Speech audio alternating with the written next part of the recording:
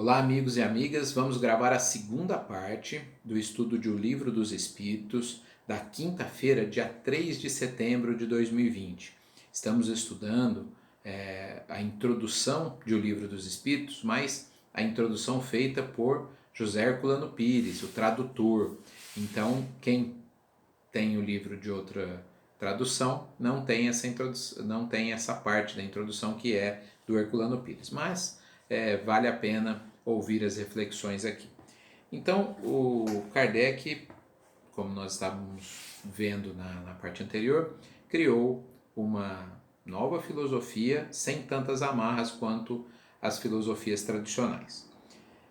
Quanto à questão da linguagem técnica, né? Não devemos nos esquecer de que o livro se destinava ao grande público, isso a gente já tinha falado, e não apenas aos especialistas. E aqui ele faz uma comparação com livros que já estudaram filosofia, vai entender aí, com Descartes. Né? Ele diz que o Descartes também fez isso. Quando todo mundo no meio acadêmico usava o latim, ele publicou a obra, né, no francês, ou seja, para que as pessoas pudessem, não só os acadêmicos, né, mas as pessoas que sabiam ler e escrever, pudessem ter acesso à sua obra Discurso do Método. Né? E ele faz outras comparações também. Né? O Descartes foi didático, usou nesse Discurso do Método uma forma didática de expor a sua ideia, e como nós já falamos anteriormente, Kardec, que era um pedagogo por excelência, também usou o método didático. Né? Da mesma forma, ele faz a comparação com o livro do Spinoza. Fala que o Spinoza começa a sua obra definindo Deus, e Kardec também faz isso. A pergunta número 1, lógico, começa depois de toda uma introdução, dos prolegômenos que a gente vai estudar, mas a pergunta número 1 é que é Deus. Então, da mesma forma que o Spinoza, né, quando monta a sua filosofia, Kardec também começa indagando sobre Deus. Continuando um pouco abaixo, ele diz o seguinte: segue, entretanto, a forma lógica através de perguntas e respostas intercalada de comentários e explicações.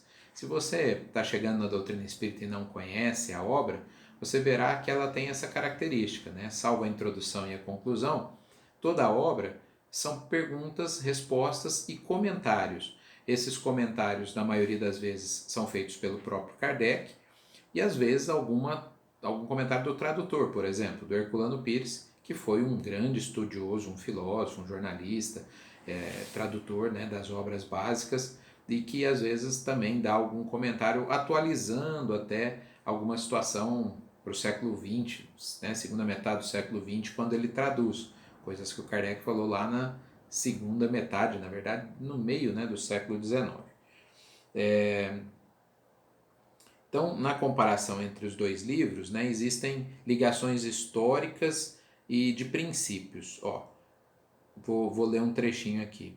Como há entre os que se pode chamar de Revolução Cartesiana e o Espiritismo, a começar pelos famosos sonhos de Descartes e de sua convicção de haver sido inspirado pelo Espírito de verdade. Então, o próprio Descartes, né, falava dos seus sonhos e que ele então recebeu inspiração do Espírito da Verdade. Olha que interessante, né?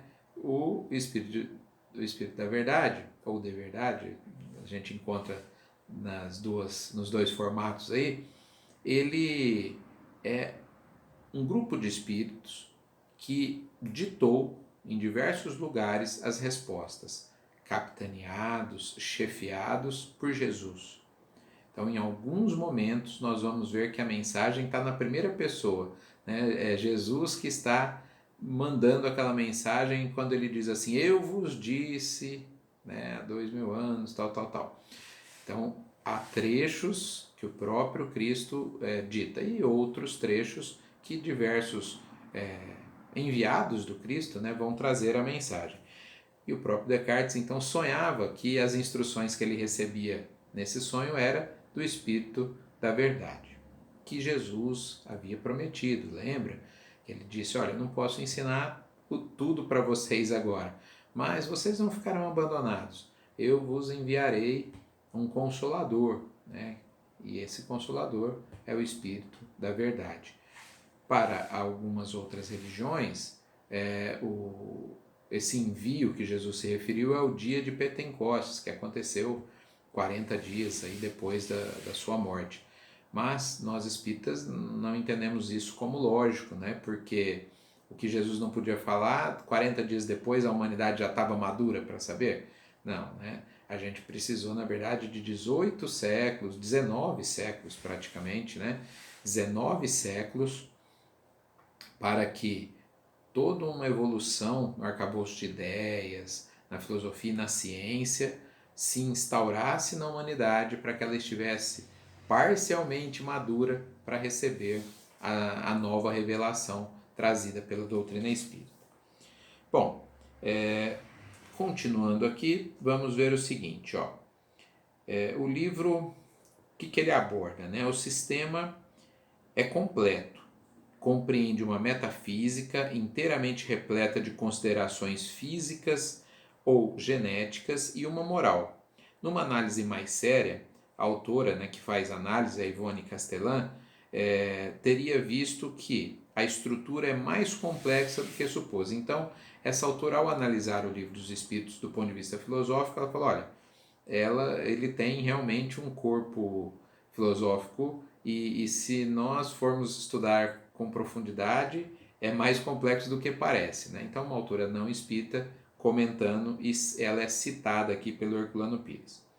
O livro começa pela metafísica, passando depois a cosmologia, nós vamos estudar tudo isso, a psicologia, aos problemas propriamente espíritas da origem e natureza do espírito e suas ligações com o corpo, bem como aos da vida após a morte, para chegar com as leis morais, a sociologia e a ética, e concluir no livro quarto com as considerações de ordem teológica sobre as penas e gozos futuros e a intervenção de Deus na vida humana. Então veja que tem toda uma sequência lógica, uma linha de raciocínio. Né? Kardec passa por todos esses pontos para que a gente compreenda a filosofia, né, que ele codificou aí, ditada pelos espíritos, não foi Allan Kardec, mas que ele organizou. Né?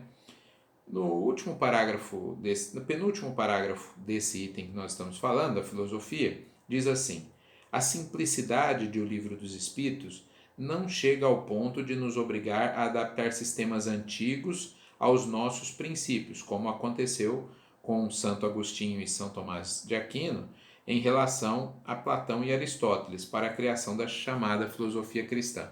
Então ele diz assim: o Livro dos Espíritos, apesar de simples, né, ele é direto, ele não precisou usar toda uma linguagem adaptativa, né? Ele vai no ponto e responde. Porque Kardec criou essa filosofia entrevistando os espíritos. Hoje mesmo, uma aluna me perguntou, fora de sala de aula, nós estamos dando aula virtual, então foi também pelo computador, mas fora, ela disse assim: o que vocês espíritas pensam sobre as pessoas que se suicidam? Eu ouvi falar que se a pessoa ia viver até 80 anos e ela se matou com 30, ela vai ficar 50 anos até chegar aos 80 revivendo isso, né?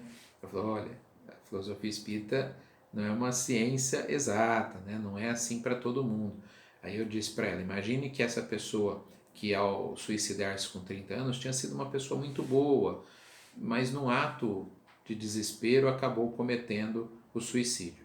Imagine que uma outra pessoa tenha cometido suicídio nessa mesma idade, mas que tenha sido uma pessoa perversa, feito muito mal. Óbvio que a situação desses dois espíritos ao chegar ao mundo espiritual é diferente, né?